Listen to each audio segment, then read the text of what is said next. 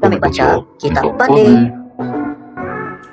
Alhamdulillah, minggu lepas kami dah review satu buku daripada Azizi Ali and dapat sokongan and support daripada sahabat-sahabat, bekas-bekas pelajar kami, kawan-kawan, keluarga. Thank you sebab support, terus support sebab this is kira majlis ilmu lah, sebab ada learning point yang kita dapat daripada buku yang kami review. So teruskan support. Sibuk membuang masa, kita akan review buku yang kedua hari itu yang bertajuk 1, 2, 3 Bikin Sama Dia. Okay, buku tu adalah buku daripada Dr. H.M. Tuah Iskandar Al-Haj. Okay, buku Dr. Tuah tu adalah buku yang kami minat penulisnya daripada zaman kami belajar di universiti dulu. Sebab Dr. H.M. Tuah tu pakar motivasi yang kami really admire lah. Okay, yang memang seorang yang luar biasa. Okay, sampai kami sanggup untuk berjumpa dengannya. Penulis tu sendiri hantar buku and mintanya sign.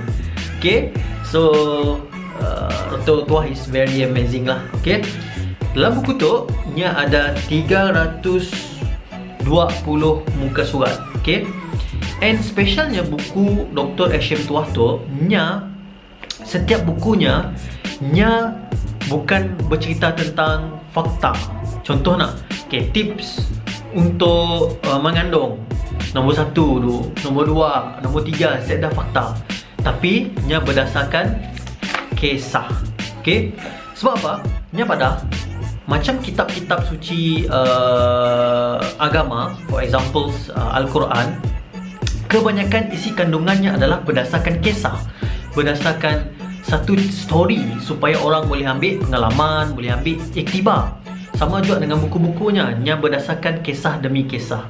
So, hari tu kami akan review few kisah-kisah yang dia share, yang kita boleh ambil iktibar and learning point daripada apa yang dia cerita. Alright, stay tuned. So, kisah yang pertama adalah perbuatan orang.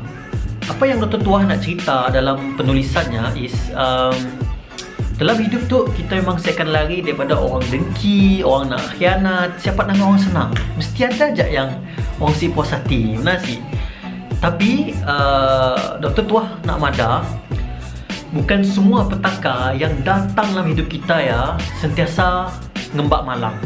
Si yang mungkin Tuah yang si kita sangka di kemudian hari. Ya, maksudnya contoh yang dia beri adalah Barry Gibbs. Barry Gibbs tu dia pernah dipenjara atas kesalahan yang dia si buat selama 19 tahun. Tetapi mahkamah dapat buktikan dia si bersalah. And dia dapat mempasan 9.9 juta dolar. Okay, so dalam duit Malaysia dalam 32 juta macam ni lah. Alright, so kadang-kadang kita sangka yang merupakan petaka dalam hidup kita, tapi di kemudian hari mungkin ia adalah Tuah yang kita si sangka-sangka. Si semua musibah yang berlaku dalam hidup kita ia adalah petaka. Contohnya seperti kami pun, kami pernah dilanggar, okay, daripada belakang lah oleh seseorang tu lah. Okay, so kami mbak kereta kami pergi Toyota pun kot, and harga ngatur semua is RM500. Okay, memang kita rasa macam menyusahkan lah kereta tu pasal nak diatur apa semua nak. Then apa yang berlaku, appointment full, so nak repair next week. So orang yang langgar kami tadi bayar terus dengan kami RM500. Dipendekkan cerita, kami si repair di Toyota, kami balik cari K. Okay, kami dilanggar di Sibu, kami balik cari K. Kami repair di kedai kawan bapak kami, and costnya cuma 150. Rupa-rupanya malang yang menimpa kami tadi sebenarnya Tuhan nak bagi kami rezeki lebih. Okay, so 500 tolak 150, ada baki RM350. Tuhan nak bagi rezeki sebenarnya. Okay, semestinya musibah yang berlaku pada kita merupakan malang sentiasa. Okay, ya, kisah nombor 1.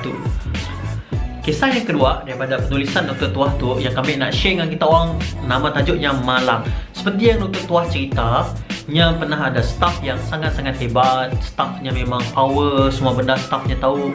One day staffnya minta berhenti kerja. So, nya pun rasa dirinya malang. Sebenarnya learning point yang Dr. Tuah nak cerita, hilangnya seseorang tu semestinya kita malang. Sebenarnya Tuhan nak ganti yang lebih baik.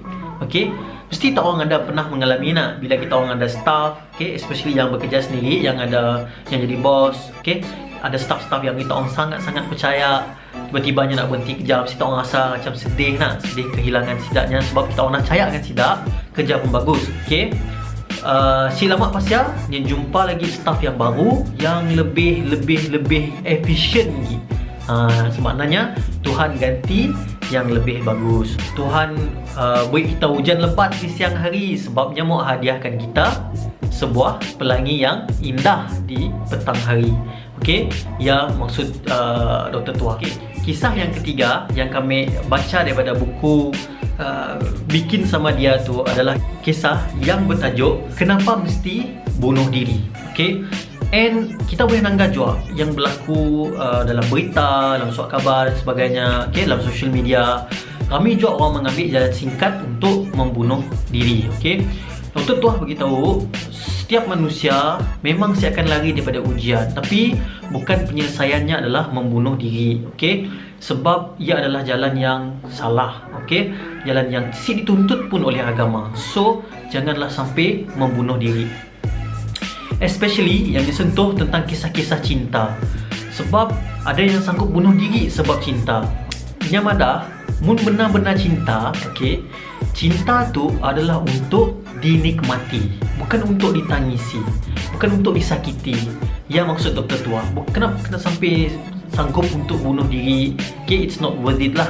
Okay, and yang pesan, semakin tinggi kita pun cita-cita, okay, semakin tinggi kita pun kehendak, semakin tinggi juga lah ujian dan cabarannya. Sama juga macam kita test PMA, SPM, okay, test di universiti dan sebagainya. Semakin tinggi level kita, semakin susah lah ujiannya. Sebab apa? Sebab mau menaikkan kita pun level lah, mau upgrade kita nak, untuk kita jadi lebih matang, lebih power, lebih efisien. Ya sebabnya Tuhan uji kita. Tuhan uji kita, menguji kita pun keimanan, kita pun ketakwaan, kita pun kesabaran. Okay, mudah-mudahan saya ada di kalangan kita, kawan-kawan kita yang sampai untuk membunuh diri lah sebab masalah yang sedang dihadapi. Okay, sampai situ je. Jumpa di episod yang akan datang. Kami baca, kita pandai. Bye-bye. Selamat Hari Malaysia.